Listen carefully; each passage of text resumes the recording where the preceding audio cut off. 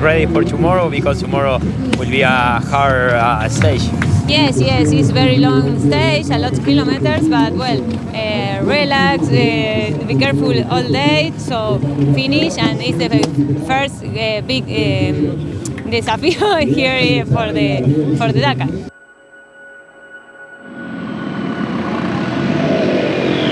A big task on the hands of competitors. Time to balance the challenges of performance and endurance. The groundbreaking 48-hour chrono stage will send competitors into the unknown and will leave some trembling for what's to come.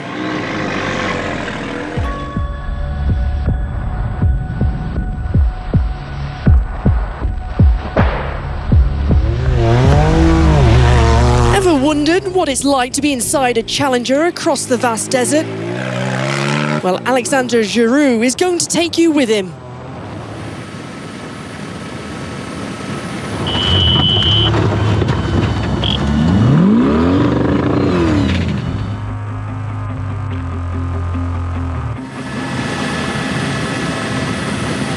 Sitting in fifth, Ricardo Perem suffered a problem, dropping like a stone, losing almost 1 hour at kilometre 288. He kept attacking, thriving in the dunes, eventually clawing his way back to 14th place, making it past kilometre 546.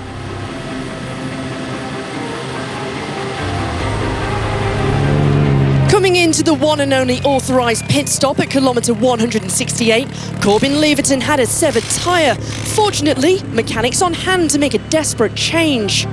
The rookie soon got back underway, one of only 6 to make it to campsite D.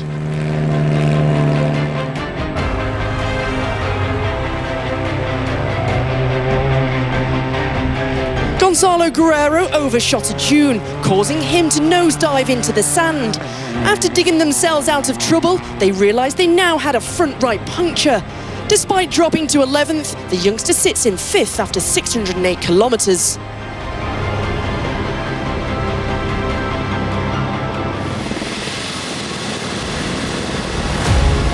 He might be competing in his 5th Dakar, despite being only 20 years of age, but Pau Navarro on Challenger debut impressed, meeting the demands of the varied terrain and complicated navigation alongside his co-driver, Lissandro. Arguably, Paul Spearing's had one of the standout performances of the day. He was 9 minutes 42 down on the leader Cavigliasso, but he came as close as 2 minutes and 5 in arrears, surpassing kilometre 608, only 3 minutes 50 down, provisionally second. It was full throttle across the sand, carrying a bucket load of confidence after yesterday's win. A clever and skillful Nicolas Cavigliasso managed to surpass kilometre 608, having led since kilometre 169. A taxing and gruelling day for everyone, not just physically, but mentally. Part 1 done, the chrono continues tomorrow. The big question is, can anyone challenge the Argentinian?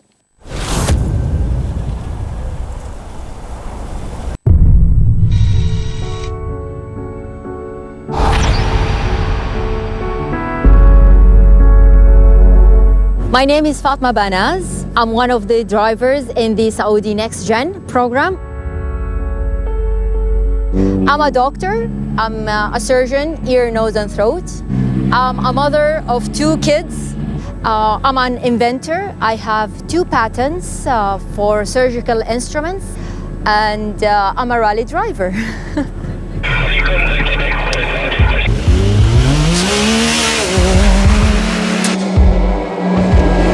Trying to be my best in everything, as much as I can, of course.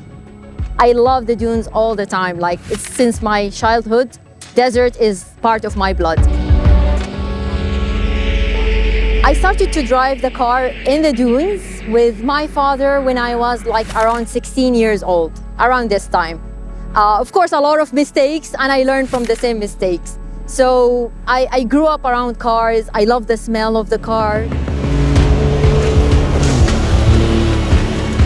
Nothing is complicated more than the human body. So I think if you master surgery, you can master anything else, but you have to learn first. So I hope to learn as much as I can, and this is a great opportunity for me. very challenging. The co-driver is very good guy. I learned a lot from him. The terrain was mixed between desert, like dunes and rocks, my favorite. In the sand, it's like you're in a boat, but you're not in a boat. It's like, I always say the sand has a soul and it's alive. Like you want to go to one direction, but the sand has a mind of its own and it takes you to another direction. So it's a different kind of challenge to drive in the dunes. I'm planning actually to get to the podium as a rally finisher, Dakar next year.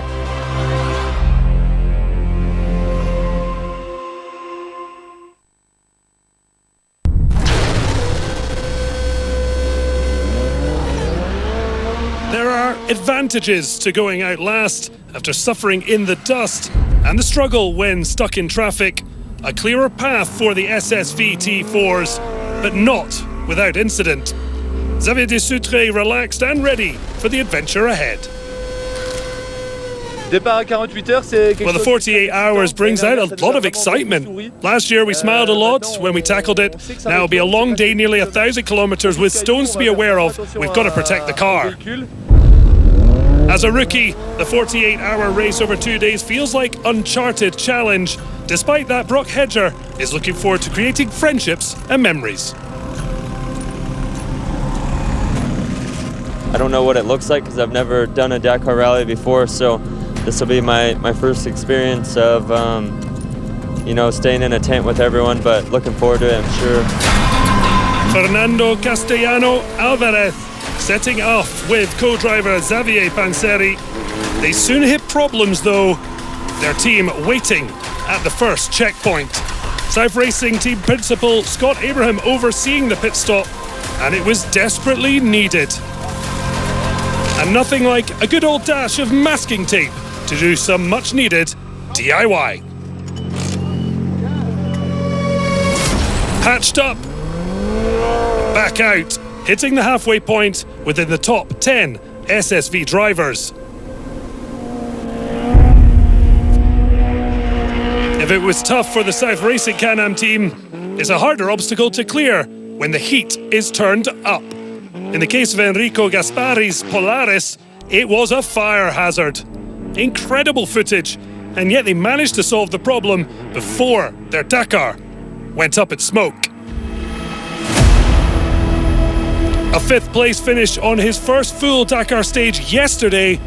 It was another strong showing over the first 24 hours for Portuguese rookie Alexandre Pinto. The 25-year-old said he doesn't have the experience to have too many ambitions, yet early signs are positive. Well, while one Polaris was on fire, it was Seb Loeb Racing Team that were red hot out amongst the dunes. Ex-kayak champion turned rally raid contender Florent Varsad, alongside Nicolas Ray, want to climb higher than their successive 10th place finishes in SSV. Well, he wasn't sure what to expect, but at the moment, nothing is phasing Saudi June debutant Brock Hedger. Maybe early to hedge any bets, but the young American is flying high. Alongside their leader and defending champion, Xavier Desutre seems utterly free of stress or strain. While that can change quickly, the Frenchman has started with constant consistency, and the Seb Loeb Racing Team look the one to beat. A clean sweep is far from any mines, but what a start for the trio.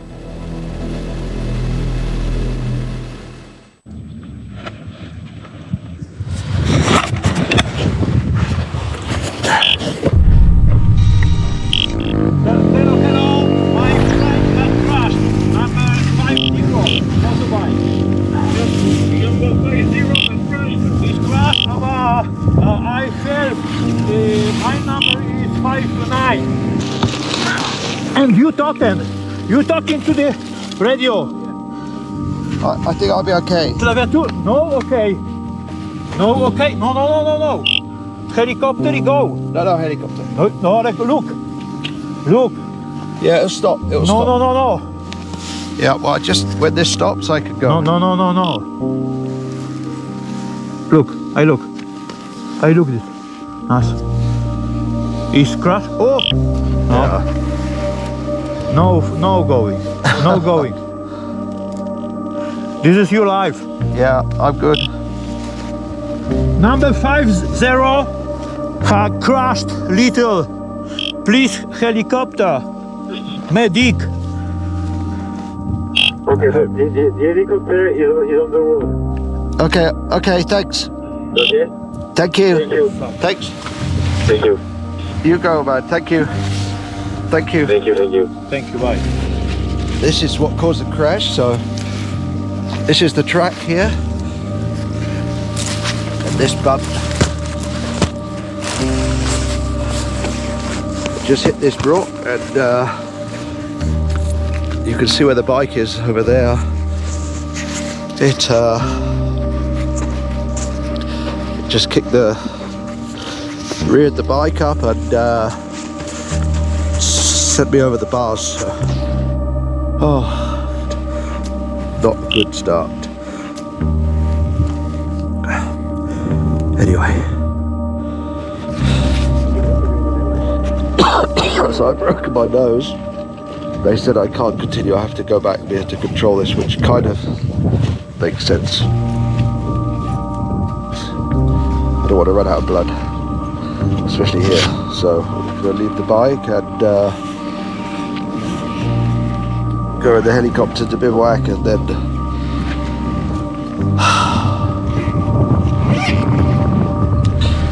try again tomorrow, I suppose.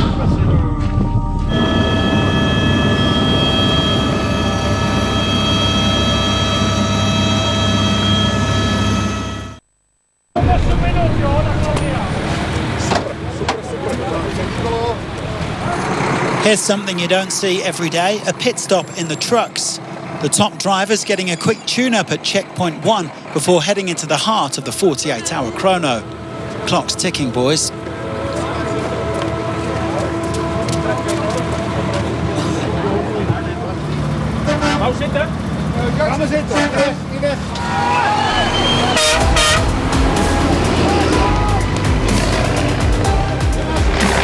As you'd expect, there was no shortage of chaos once the big behemoths hit the dunes. Vehicles going every which way as they tried to find the correct line. By kilometre 3:25, Aleš Lowprice was topping the timesheets. Martin Maciek was also looking strong, but his teammate, Kees Kolen, ran into trouble on one steep dune. The Dutch entrepreneur has done the Dakar in the bikes, the quads, the cars, the SSVs and the trucks, and he'd love to improve on his personal best of 6th place overall. But remember, it's a marathon, not a sprint. Richard de Groot and Claudio Bellina also battling over the sands, both of them driving trucks that were built by Martin Maciek. Martin Scholtis had a couple of slow punctures on stage 1 and spent 250 kilometres inflating his tyres while driving. More time lost for him today. Also yesterday, Mitchell van den Brink seized control of the Dakar for the first time, but he also ran into trouble on the first half of this chrono. The Dutchman made it as far as bivouac B, and by that point he had dropped 26 minutes to Maciek. He looked set to lose the overall lead. Maciek laid the foundations for his victory last year with a supreme showing in the 48-hour chrono, and that Evo 4 was running very nicely again today.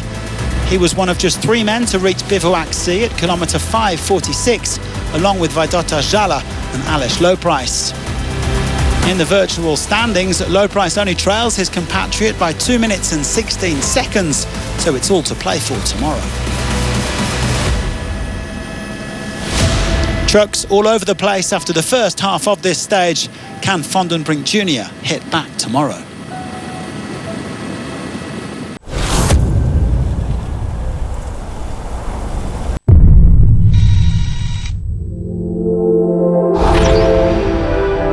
The Dakar Classic is just as demanding as the regular rally. It's often even tougher when you're driving a car from the 80s.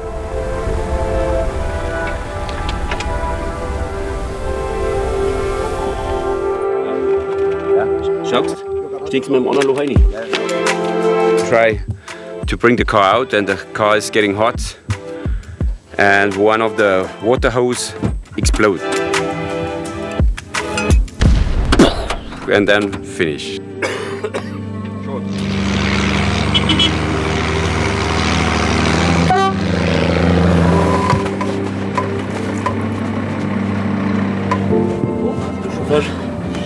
Ça c'est le chauffage? C'est quoi ça?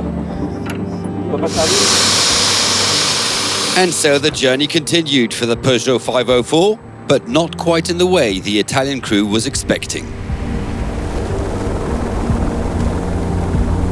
Welcome back to the Citroën 2CV of Czech crew Barbara Holichkova and Lucien Gova, also known as Dakar. Present last year, they started their journey with upsets already. We have a problem with the clutch. We were running perfectly, we were enjoying so much, but the clutch is probably gone, so we cannot shift the gears. So they are helping you? Yeah, and they didn't have a petrol, so we give them the petrol and they taking us on the road. The girls take the Pajero and then the girls come for us.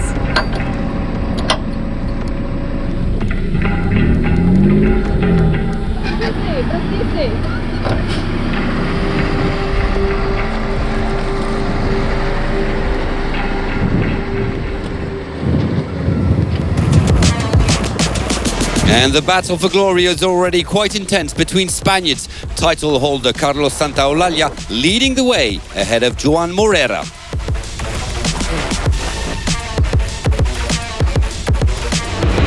10th of the rally last year, Juraj Sabalj of Croatia is third overall.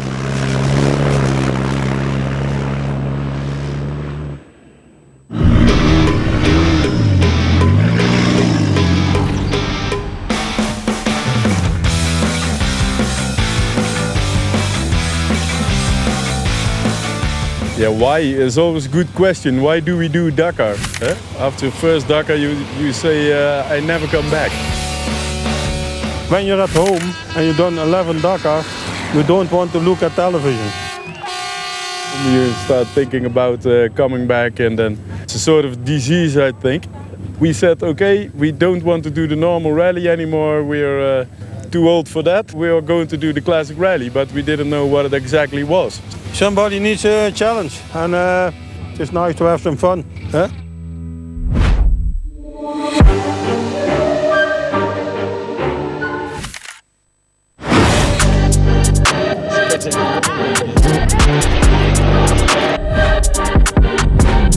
This project came by because Hans bought a Dakar version of an Audi S1. So that's how I got involved, and my old teammates from Cross Dakar. And yeah, we brought everything together and asked Autosport Veckel if he could build 3 more cars.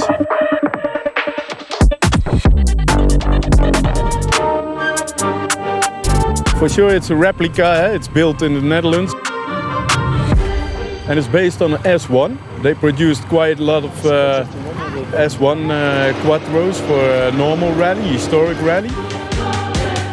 So it's exactly the same engine than in the old days, with even more horsepower, I think, 600 plus.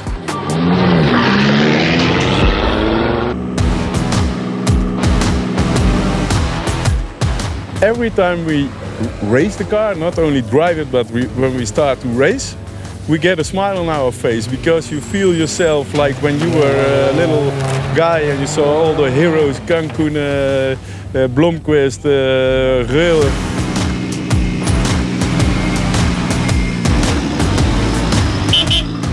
I like to drive, and of course, I'm not experienced in the classic Dakar, and also the regularity, I don't know. And I don't know next 2 weeks what's going to happen. I have no expectation, only I want to have fun and with our team, and also to drive sometimes a little bit fast. One last question. Who is the best driver of the 4? That's a good question. We know after 2 weeks. Your biggest opponent is your teammate. So now I have 3 other teammates, so we will see. But as long as we have fun, then it's okay.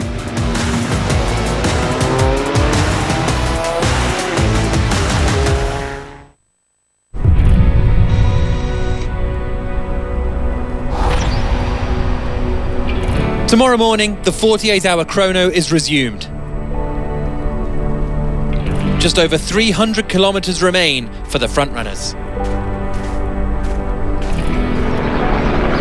But tonight, it'll be the temporary bivouacs out in the desert.